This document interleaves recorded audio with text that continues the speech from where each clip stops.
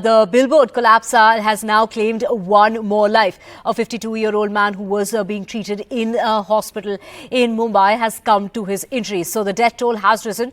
Do remember 16 people so far had died in that billboard collapse that took place in the Ghatkopar area of Mumbai, where that 120 feet by 120 feet billboard collapsed due to a dust storm in Mumbai and came down heavily on a petrol pump. Now the death toll has risen to 17, and do remember 40 more people continue to remain in hospitals due to injuries that they have sustained in that incident. Now, 6-member SIT has been formed to probe that Ghatkopar case and the Mumbai hoarding collapse in which more people remain seriously injured due to that hoarding that came tumbling down due to a dust storm.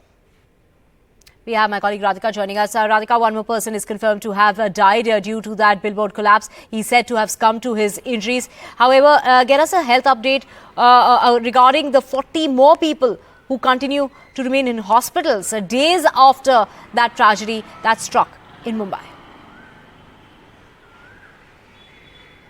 That's right. One more person has succumbed to his injuries. So therefore, the death toll in the hoarding collapse incident has increased to 70 now. This is a 52-year-old man who succumbed to his injuries at KEM Hospital. He was admitted there. And as far as the other injured are concerned now, about 10 are still admitted in the hospital. Many have been discharged. Almost 70 have been discharged. Almost about 100 were injured in this collapse incident. Several were rescued at that point itself. But the unfortunate news coming in is that one more person has died, and now the death toll increased to 17. Of course, the rescue operations concluded. It went on for 2 to 3 days. NDRF, fire officials as well as civic body officials were working round the clock to clear the debris and save, take out the bodies as well. So at this point, that has concluded. Now, as far as the investigations are concerned, yes, a 6-member SIT has been formed to probe into this case, to understand the contract details, the role of Bhavesh, the financial transaction as far as Bhavesh and other contractors are concerned. Of course, it's the GRP, Government Railway Police, that had granted contract to Bhavesh. The norms were violated. In fact, the hoarding that was erected was above 40 feet. It was almost about 100 to 110 feet. So it violated all the norms as far as the size of hoarding is concerned. BMC is saying no clearance given by them.